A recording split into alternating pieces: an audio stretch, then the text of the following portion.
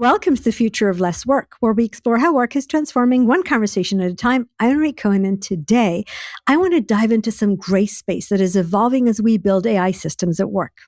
The lines between what employees own and what organization own used to be very clear. Everything you did at work belonged to your employer. When you walked away, the only thing that was yours was what you carried in your head. But here's the problem I see emerging. When we use AI tools these days, we're essentially building an extension of ourselves, our own operating system for thinking and working. These are very personal layers of intelligence, help us write, analyze, decide, even think. That capability, the combination of human judgment and intelligence each person is building around themselves, is going to become a real differentiator. But it's also shifting the definition of what resources are. We've spent decades managing headcount, but the unit of work is changing. Now it's no longer how many people you have, but how much thinking power you're able to use. And the unit of work is no longer the individual, it's the human plus intelligence that they're building around them and able to orchestrate. My guest today is Brian Madden, Futurist at Citrix. Brian spent years at the intersection of infrastructure and how work actually happens. So today we're going to talk about what it means when capability moves from individual, when intelligence becomes a resource to allocate, when the way we think about people, performance, and work needs to be redesigned from the ground up. Brian, welcome to Future of Less Work. Hey, thank you so much for having me. I'm really happy to be here. So let's start with that new unit of work, the human plus AI system. Where do you see this already taking shape? Gosh, it's funny because it's definitely already taking shape around the world. The catch is a lot of companies don't know, but a lot of workers are using it, are doing this. So, individual workers have been finding and using AI tools on their own really since ChatGPT came out 3 years ago.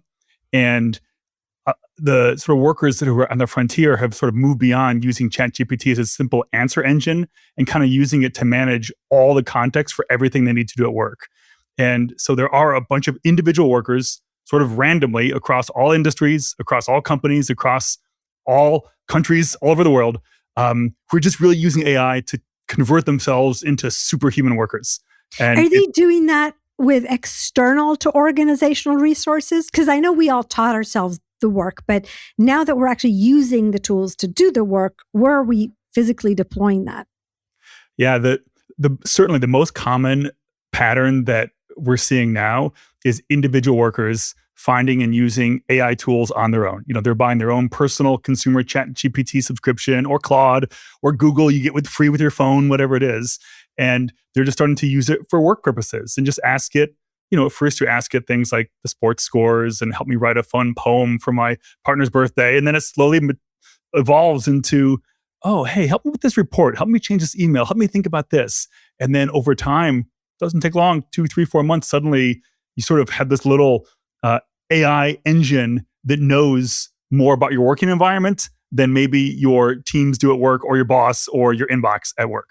Okay, so every organizational person listening to us right now just kind of went, okay, that's not okay, because clearly we have to protect our data and our content and all that.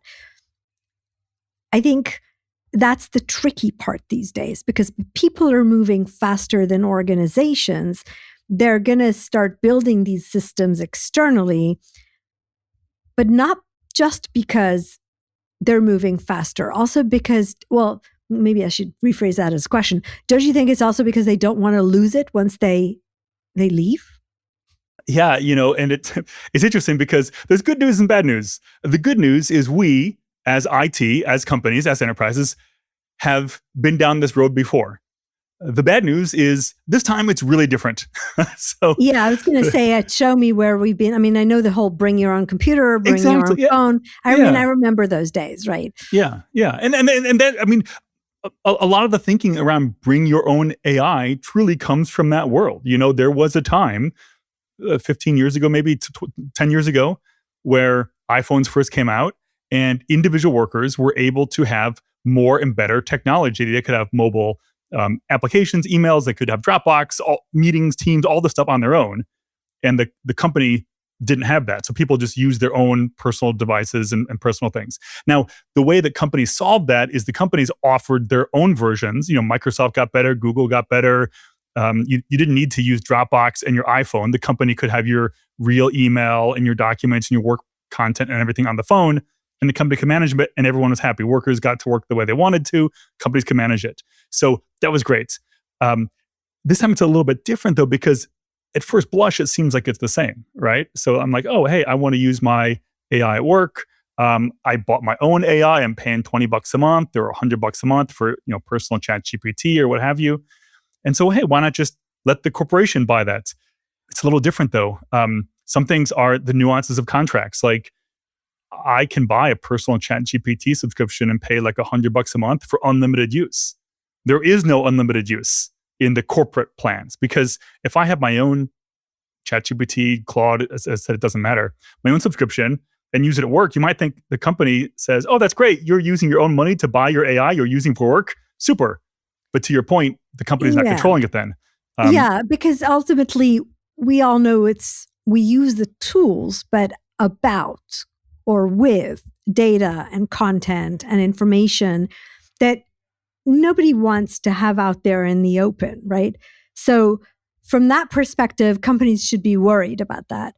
But I think what I'm wondering more these days is also, it's almost like the IP conversation. And I don't mean the data that goes into my analysis, but the fact that I'm building these tools and then deploying them. So I'm going to get to become a really good finance analyst, right? Because I built a whole suite of tools that took my thinking a step further. Who owns that? It is a fascinating question. Who owns it? What happens when you leave? Do you get to take that with you? I mean, the way work has been before is everything in your head, well, it's sort of locked in your head, so it goes with you.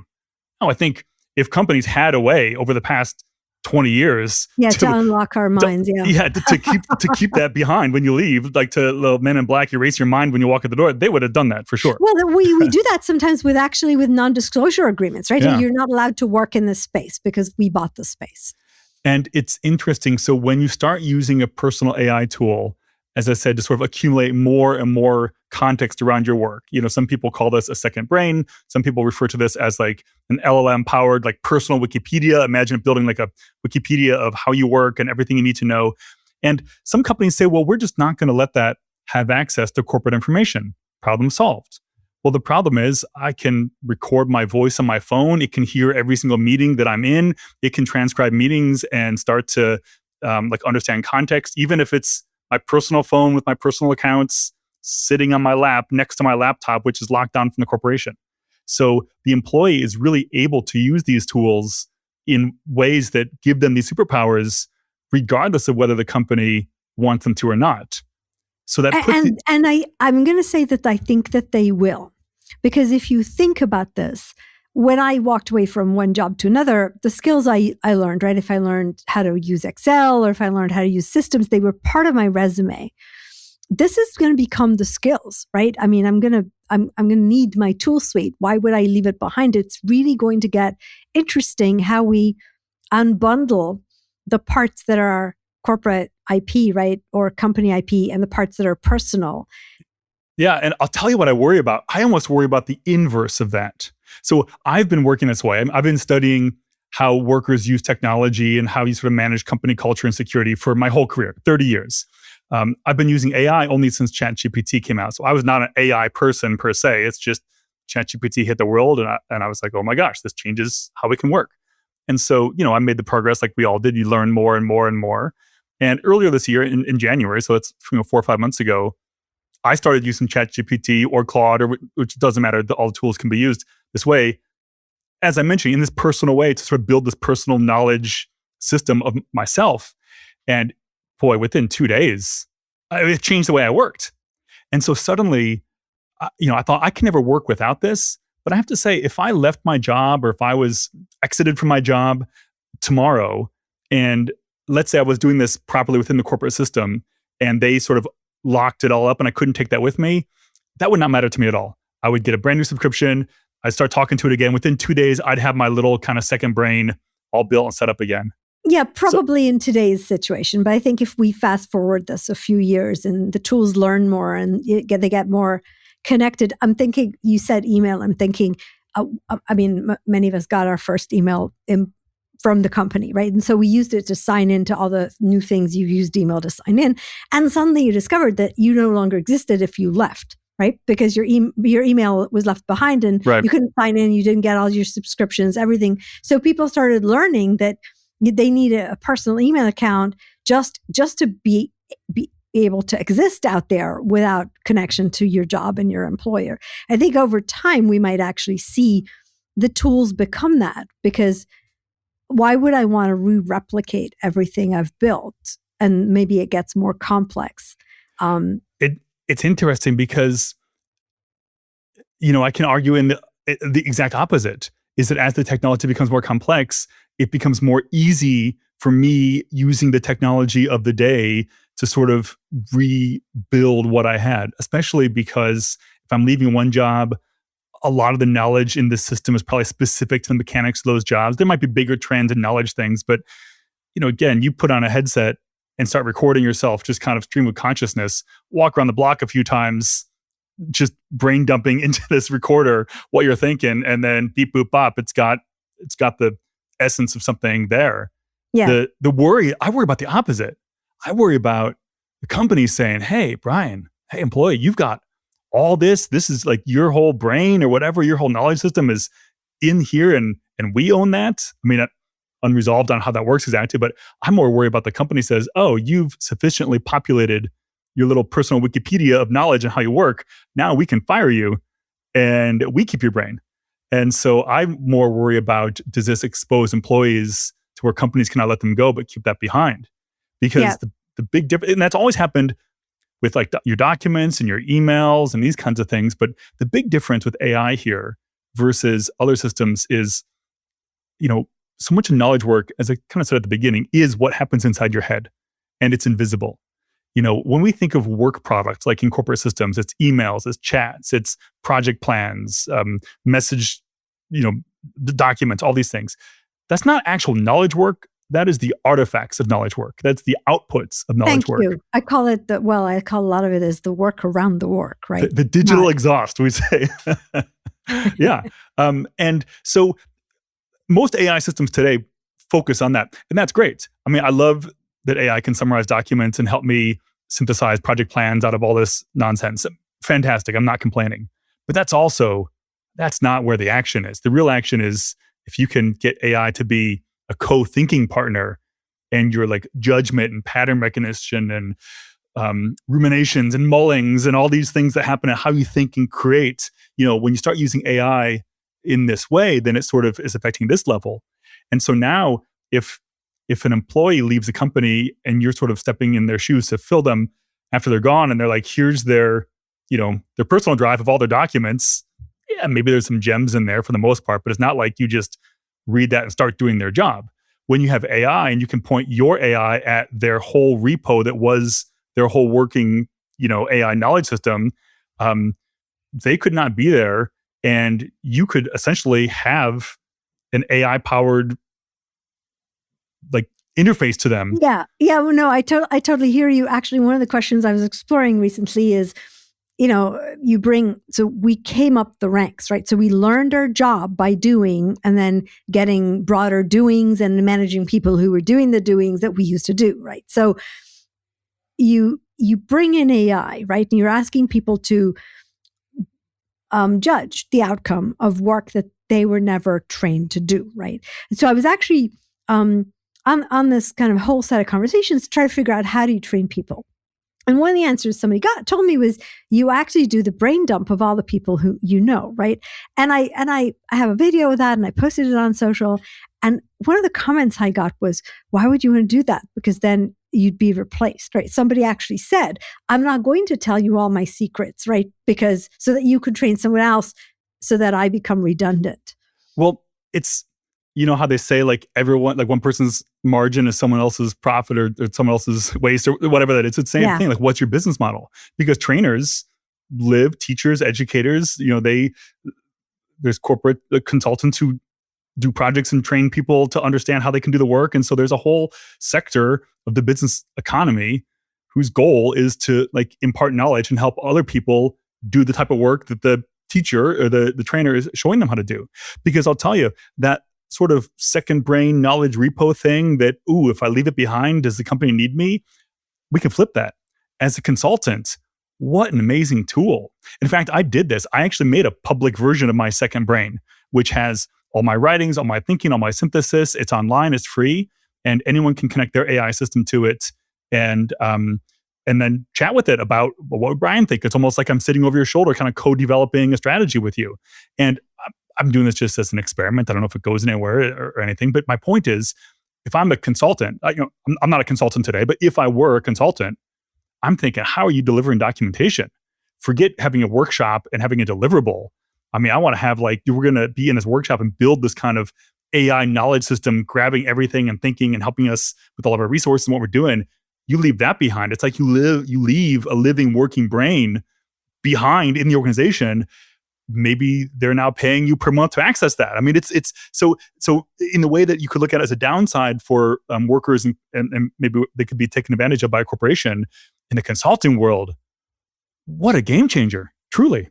Yeah. So this is fabulous. Let's think about what is professional value. Or performance is the organizational word for it, right? It doesn't matter if it's how much they pay you or, what you're worth. What does it mean in a world where you're no longer just the human, you're the human with the AI that you've figured out how to generate? I was going to say the $1 million question, but that's sort of a colloquialism. And really, it's like the $1 trillion question, if we're being honest about that. It's hard to say because I think truly no one really knows. I mean, we know certainly that what knowledge workers are paid for, much of what they exchange for value, like much of their work knowledge and the work product that they create is going to have less value in the future. There's a lot of stuff that you mentioned earlier, the work about work. A lot of work we do is TPS reports and status updates and training verifications and, things like that. So there's going to be a fundamental evolution of what is valuable and why we reach out to humans to do the valuable things. I don't know if we know that. I mean, today, there's something that people who've been doing things for a long time are able to bring to various situations. Like people call it the pattern recognition or your 10,000 hours or whatever that is that AI can't exactly do. So when I'm using AI, I'm calling it a second brain. It's not my term. I don't love that term. I kind of like the LLM wiki something. It's more like a knowledge base where it's everything that I was told or learned that I might not be able to recall. I'm talking through it with the AI and it's pulling it together for me and reminding me, and it's kind of right there in front and center. So it really is like having a whole team of assistants who are kind of walking behind you, whispering in your ear what you need to know at the exact right moment. But it's still me who's directing that, orchestrating that. Yeah.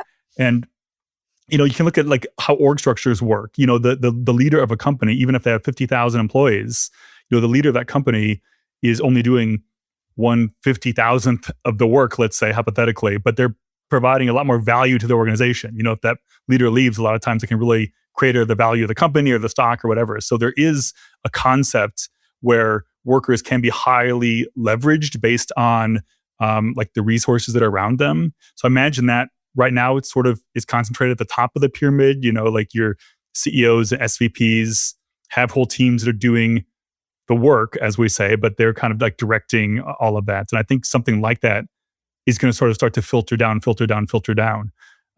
it's interesting because one of the big tug of pull wars, right, happening out there right now, I actually call it the $1 billion company with no people, right? So this idea that if AI can do the thinking instead of many of us, then you really have that senior leadership, right? And you've got a whole bunch of agents and you don't need that many people to do the same work. And I think that idea underestimates the nuances of human contribution that are built underneath that work around the work at every single level. So like you said, I can do the brain dump. I'm not sure you'd know how to ask my brain dump the right question, or it would make connections for you that I would do today. Now, maybe that's going to change over time, but not right now. What do you think? Where do you think we're going with this? I mean, there's, this whole concept of this sort of repository that has all the context and knowledge. And this is not just a repository of documents that has existed for decades, but rather you can tell the AI, like, hey, here's everything I've written and here's what I'm thinking. Here's my meeting transcripts. I want you to scan it, find the themes, find the threads. What are my story arcs? What's my synthesis? What are my big ideas? And it's almost like the meta level. So it can kind of run at night, just chunk processing all this stuff and figuring out what's interesting, looking at the news feeds you read and pull in that sort of stuff. And this is something that people are doing at the very individual level today, but that's also going to exist at the team level, the department level, the company level. And this is going to exist in different domains. So maybe, as like I have my knowledge system, you have your knowledge system, our company has one that maybe enforces certain guidelines. Maybe our partners have them and we plug into those and subscribe to those. There might be individuals, I like this writer style, I like this some direction here, and you can take the way they create their content and sort of connect it together. So I think we're going to a point where it's like these helpers we have as we work through things that are not just a culmination of sort of content that we've directed and put into it, but it's the people who we like and we connect with, whether they're assigned to us at work or coming from the top down or just other folks out in the world. I mean, might be a future of creators. Maybe you're not subscribing to someone's Substack or podcast in the future, but you're subscribing to their second brain feed and they're continuing to do their work and just populate this. So connecting my AI brain to your AI brain and watching what happens. Yeah, and it's interesting because like we're doing that. I mean, I'm doing this with colleagues today. This is not something that maybe can happen in the future. The AI technology that exists is fully capable of managing this, but it changes so much for the companies because, for example, I don't go like the more you use your AI talking to your knowledge system, the less you use other things. I'm not using emails to talk to my coworkers anymore because we wired our brains together and I can say, oh, Dave needs this and it's going to talk to his and they're going to kind of do it. And it's all sort of within the system. I'm not using Word documents anymore. I'm not using to-do lists anymore. And which is great for me as an employee. And I'm just kind of stream of consciousness talking to this AI who's saving everything in my personal Wikipedia. But at the same time, where does the company look? Like, how does the company manage this and manage the security and the compliance and all these sorts of things? Yeah, so, I'm listening to you. I'm thinking, am I excited or scared right now? And actually, that I wanted to ask you if a CEO is listening to us right now and they're thinking, because I can hear huge problems and dangers, right? And I can also hear huge opportunities. Some of them I don't like. What would you tell them to do first? Where would you tell them to focus? Well, as a quick sidebar, everything you just said is applied to AI since the 1950s. I don't know if to be excited or scared. I don't know, like it's cool, but I'm nervous. But yes, Terminator and all. Sometimes we didn't know enough to be scared. Yeah, it's weird. It's weird that it's real now. I always think of this and I say, I hope somebody has is positioned to pull the plug on this if we. I hope. So the other thing too is I'll say is that whether you want this to happen, your vote doesn't count. My vote doesn't count. Your vote doesn't count. No one's listening to votes. Like it's happening. So what I tell people right off the bat is the way that AI when you treat AI like a traditional technology product and manage it like a project, like it's a new tech, like we're managing websites or phones, you're going to fail. And I think a lot of the AI that's entering the corporate world so far is kind of following the same patterns as like, here's how new technology exists, and you evaluate it, and you work with consulting firms, and you read what the analysts say, and you plug it all together, and you build implementation plans. Somebody tells you it's safe. Yeah, and you make sure exactly. That's gone. You need to think of AI truly like a worker, like an employee, like a colleague. I don't mean personhood. I'm not talking about consciousness, but I mean like just in terms of like it needs its own login ID. If I'm using AI on my system, it should not have the same user account as me because maybe I want to give it access to my email, but read-only access. I don't want it to be able to send things. I might want it to read our customer management system, but not be able to write into it. The way that you train AI is the exact same way that you train humans. AI uses skills. A skill is a document which you can ask the AI to create a skill. You can type it yourself. It really is like, oh, what's the skill for updating my website? Well, here's the website. Here's the password. Here's what you do. Check with Bob first. Don't talk to like that's how you train it. So the AI sometimes forgets. I mean, people say, well, I don't know if I can trust AI. It hallucinates. And what if it gets weird? And what if it goes crazy? And what if it's just down one day? I'm like, I don't know. All that applies to humans too. And we figured it out. We put guardrails around them. Yeah. Okay. So let me circle back to something we said in the beginning. So here's where I have. So I understand everything you said, but here's where I struggle.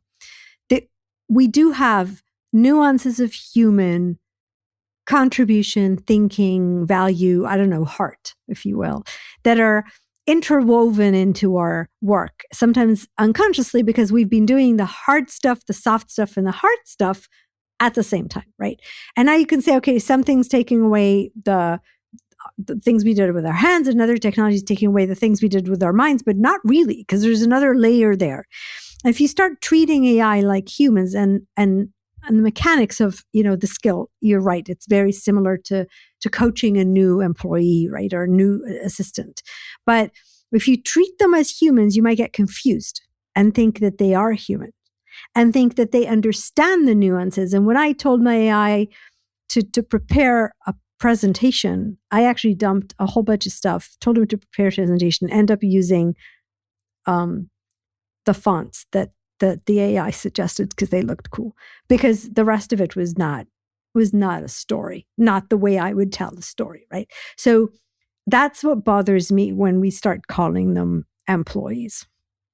I don't know what the right language is. My expertise is not in human resources. I want people to think of AI, the way you interact with it, more like how you interact with a human coworker and less like an IT technology project.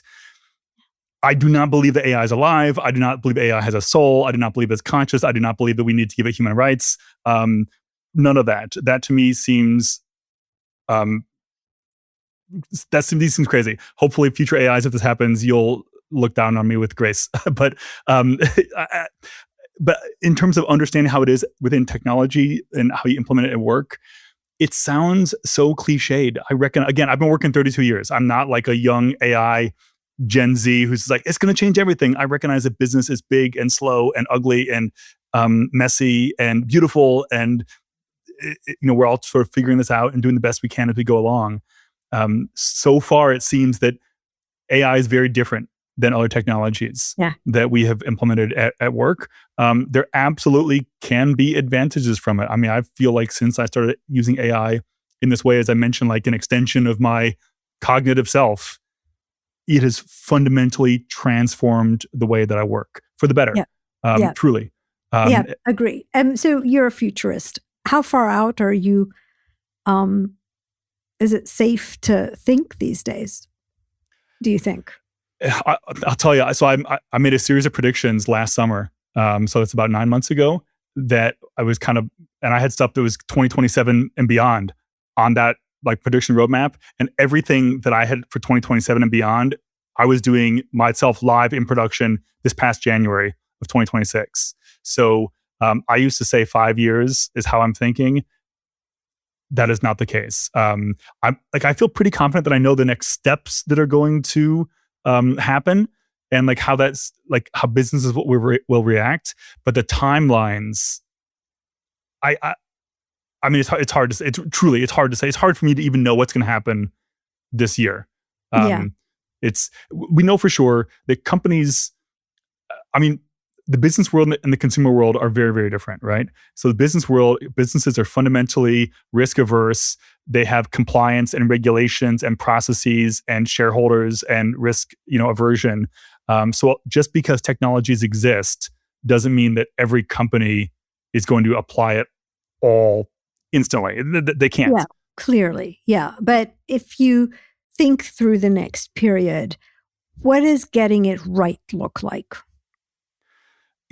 Getting it right is not waiting for like good AI to happen. Like this idea, well, like once AI is like really good and stops hallucinating, then we'll take a look at it. That's number one. And so understanding that the way AI is being used today, the way AI is today, can fundamentally transform the company. So I think that's the first thing. And the second thing is, again, understanding that most knowledge work is previously invisible and was sort of like off limits to what technology and IT could touch. And AI does sort of fundamentally change that. So getting beyond the visible surface layer, getting beyond, as we said, like the outputs and artifacts of work, and looking at when people use individual AI systems and start using it as like co-thinkers and co-workers, that fundamental transformation really happens. And so even today, just starting to experiment. I mean, when I talk to people about this, it's a lot of blank stares until the presentation is over and we go sit down and kind of show them it working on my system. Like, here's how you do it. Here's how you can build it. There's plenty of people on LinkedIn and Reddit and YouTube to talk about this. Start playing with AI. Start using it like to build your own kind of little personal Wikipedia. Do that first. And once you get that, once it clicks, you're going to see, this is going to change a lot. And it's going to start you thinking down the path. And everyone's path is going to be different. But once you see it and understand it yourself, you'll start to see how it can help you in your world. And then once you have it helping you in your world, it'll start to resonate out with the other people near you. And then the next batch and the next batch. Pretty soon your whole company's thinking this way. Yeah, fabulous. Wow. Okay, so the techie in me loves this. So as I wrap up, I always ask you for a question, actually. I wanted to think through, what is the question you think we should all be asking ourselves these days about the future of work? Boy, I'm at the phase of my life where I am very introspective now.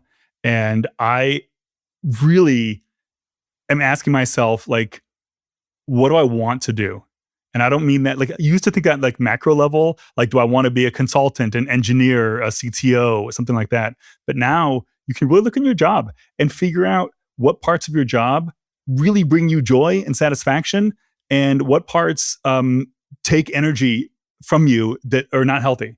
And so I've realized and sort of recalibrated the things that I've sort of outsourced to AI and the things that I do myself to maximize the amount of things I do that make me truly happy, such as doing podcasts with one human to another actual human, and minimizing the amount of things that I do that take the energy away from me. So I would say the one thing we can ask is, what brings us joy and satisfaction, even if at the task level. And then once you ask yourself that and kind of mull on the answers, you can try to maximize that and minimize everything else. So it's wonderful. I called the podcast "The Future of Less Work." Yeah. Not because of so I used to have a question mark after the less, but it wasn't so much the technology would take our job scenario, but actually the idea that as we free up time, we should be asking, what do I want to do more of? And, less of what doesn't matter. So more of what does, right? So that's a completely different way of thinking. It's another different way of thinking of how AI is different, because we're outsourcing parts of our work. Do we just do more of the same so that we get more productivity at the end, or is it shifting how we work in bigger ways? Truly, individuals don't care about productivity. Companies do. Yeah. But what? I don't care. What I love about the way that I'm using AI as a cognitive extension, I said we have a bunch of coworkers who are doing this. Everyone's system is so different because everyone has kind of built theirs to solve the specific problems for them. And it's just so fascinating to see how people use it. And, everyone's hard part is someone else's easy and fun part, and everyone's fun part is someone else's hard part. So it truly is that when you look at less work, I mean, everything in life, work, rest, play, there's some balance of that, whatever that is. I think we can truly figure out the way that we exchange our effort, whether physical, mental, whatever, for value, money, or whatever that works out to be, that is changing.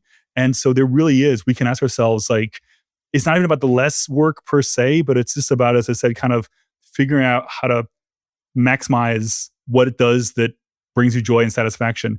And that might be work. I mean, it's very satisfying whether that work is painting a room or building a software application. People need work and we need goals, we need things to do, but that looks different for everyone.